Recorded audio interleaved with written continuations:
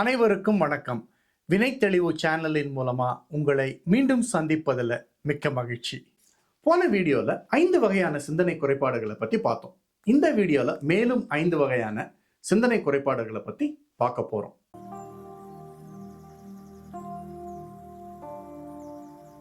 இந்த வீடியோவை ஆரம்பிக்கிறதுக்கு முன்னாடி ஒரு சின்ன ரிக்வெஸ்ட்.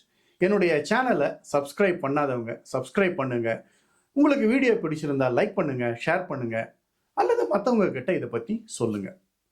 அது மட்டும் இல்லை, என்னுடைய வீடியோஸை தொடர்ந்து பார்த்துட்டு வாங்க. அப்போ தான் உங்களுக்கு பதற்றத்தை பற்றி ஒரு முழுமையான புரிதல் கிடைக்கும். சரி, வீடியோக்குள்ளே கடந்து செல்வோம். பதற்றம் ஏற்பட ஒரு முக்கிய காரணம் நாம் சிந்திக்கிற விதத்தில் இருக்கிற குறைபாடுகள் அப்படின்னு பார்த்தோம். பதற்றம் அப்படின்னு இல்லை, டிப்ரெஷன், ஸ்ட்ரெஸ் போன்ற பலவிதமான மன குறைபாடுகளுக்கு இது ஒரு காரணம். இதை வேறு விதமாகவும் நம்ம பார்க்கலாம். மனநல குறைபாடு ஏற்பட்டால் நாம் சிந்திக்கும் விதத்திலையும் பாதிப்புகள் ஏற்படும். நாம ஒவ்வொரு குறைபாட்டை பற்றியும் பார்க்குறப்போ உங்களுடைய சிந்தனை பேட்டர்ன், அதாவது உங்களுடைய சிந்திக்கும் விதம் எப்படி இருக்கு, ஏதாவது ஒரு குறிப்பிட்ட குறைபாட்டுடன் உங்களுடைய பேட்டர்ன் ஒத்து போகுதான்னு தொடர்ந்து கவனிச்சுட்டே வாங்க. பார்ட் 1ல் 5 வகையான சிந்தனை வடிவங்களை பார்த்தோம். வடிகட்டும் சிந்தனை வடிவம், அதாவது ஃபில்டரிங்; முன்கணிப்பு சிந்தனை வடிவம், மைண்ட் ரீடிங்; அடையாளப்படுத்தும் சிந்தனை வடிவம், லேபலிங்; தற்குற்ற சிந்தனை வடிவம், செல்ஃப் பிளேமிங்; பேரழிவு சிந்தனை வடிவம், கேட்டாஸ்ட்ரோஃபைசிங். இப்போ 6வதா கருப்பு வெள்ளை சிந்தனை வடிவத்தை பற்றி பார்க்க போறோம். இதை பிளாக் அண்ட் ஒயிட் சிந்தனை வடிவம்னு சொல்லலாம்.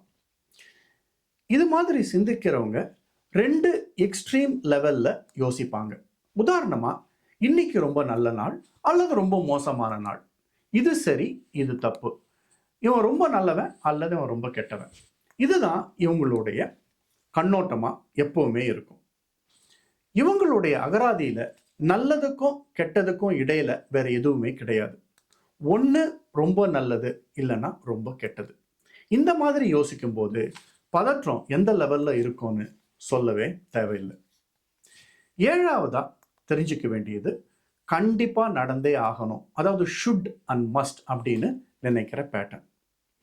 இதை நான் செஞ்சே ஆகணும், இல்லைன்னா நீங்க இப்படி தான் நடந்துக்கணும், இதை தான் செய்யணும், இந்த மாதிரி தான் பேசணும் அப்படின்னு சிந்திக்கிற ஒரு பேட்டர்ன். கொஞ்சம் யோசிச்சு பாருங்க. இது நம்ம மேலேயும் ஒரு தேவையில்லாத ப்ரெஷரை தருது. மற்றவங்க மேலேயும் நியாயமே இல்லாத கோரிக்கைகளை நம்ம திணிக்கிறோம் அல்லது டிமாண்ட் பண்றோம். இது தேவையில்லாத எதிர்பார்ப்புகளையும் பிரச்சனைகளையும் உண்டாக்குது. பதற்றம் ரொம்பவே அதிகரிக்குது. 8வது பொதுமைப்படுத்தும் சிந்தனை வடிவம். இதை நம்ம ஜெனரலைசிங் அப்படின்னு சொல்றோம். இந்த மாதிரி சிந்திக்கிறவங்க அவங்க எப்பவுமே இப்படிதான், எல்லாருமே மோசம், இல்லைன்னா தன்னை பற்றி எப்படி யோசிப்பாங்க அப்படின்னா, நான் எதை எடுத்தாலும் சொதப்புவேன், எதையுமே சரியா செய்ய மாட்டேன் அப்படின்னு ஜெனரலைஸ் பண்ணுவாங்க. இதனால என்ன பிரச்சனை? இப்போ நான் எதையுமே சரியா செய்ய மாட்டேன் அப்படிங்கிற சென்டென்ஸை எடுத்துக்குவோம். உண்மையிலேயே எல்லா நேரத்திலையும் எல்லாத்தையும் தப்பாவே நம்ம செய்வோமா? ஒரு தடவை கூட சரியா செஞ்சது இல்லையா? இது சாத்தியமா? அப்போ கடந்த காலத்துல நடந்த ஏதோ ஒரு விஷயத்தை வச்சு நிகழ்காலத்தையோ எதிர்காலத்தையோ ஜெனரலைஸ் பண்ண முடியாது. அதே மாதிரி மற்றவங்களையும் யோசிக்காம முத்திரை குத்த முடியாது. எந்த சூழ்நிலையில அல்ல எந்த மனநிலையில ஒரு நபர் அப்படி நடந்துக்கிறாங்க அப்படின்றத கொஞ்சம் யோசிக்கணும். பொதுமைப்படுத்துவது குறைஞ்சா பதற்றம் தானாவே குறையும். 9வதா நம்ம தெரிஞ்சுக்க வேண்டியது உணர்வு சார்ந்த சிந்தனை வடிவம்.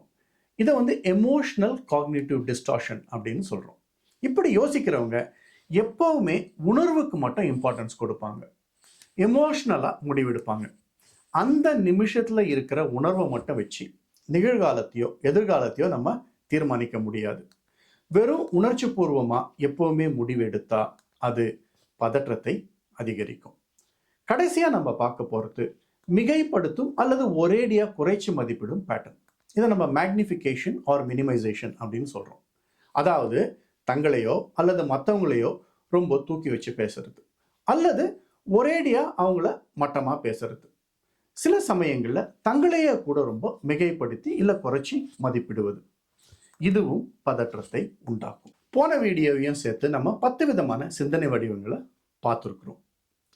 முதலாவது வடிகட்டும் சிந்தனை வடிவம், ஃபில்டரிங்; முன்கணிப்பு சிந்தனை வடிவம், மைண்ட் ரீடிங்; அடையாளப்படுத்தும் சிந்தனை வடிவம், லேபலிங்; தற்குற்ற சிந்தனை வடிவம் செல்ஃப் பிளேமிங், பேரழிவு சிந்தனை வடிவம் கேட்டாஸ்ட்ரஃபைசிங், கருப்பு வெள்ளை சிந்தனை வடிவம் பிளாக் அண்ட் ஒயிட் திங்கிங், கண்டிப்பாக நடந்தே ஆகணும் அதாவது ஷுட்ஸ் அண்ட் மஸ்ட், பொதுமைப்படுத்தும் சிந்தனை வடிவம் ஜெனரலைசிங், உணர்வு சார்ந்த சிந்தனை வடிவம் எமோஷனல் ரீசனிங், மிகைப்படுத்தும் அல்லது ஒரேடியா குறைச்சு மதிப்பிடும் பேட்டர்ன் மேக்னிஃபிகேஷன் ஆர் மினிமைசேஷன்.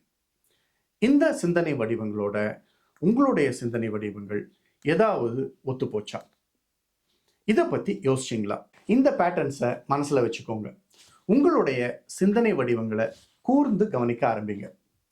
எல்லா சிந்தனை வடிவங்களுக்கும் பதற்றம், டிப்ரெஷன் போன்ற குறைபாடுகளுக்கும் சம்பந்தம் இருந்தாலும் கருப்பு வெள்ளை சிந்தனை வடிவம், பேரழிவு சிந்தனை வடிவம், வடிகட்டும் சிந்தனை வடிவம், இந்த மூன்றுக்கும் பதற்றத்திற்கும் மிகப்பெரிய தொடர்பு இருக்கு. இவைகளை தனித்தனியாக அடுத்து வரும் வீடியோக்களில் பார்ப்போம். பதற்றத்தை பற்றி மேலும் தெரிந்து கொள்வோம். காத்திருங்கள். நன்றி, வணக்கம்.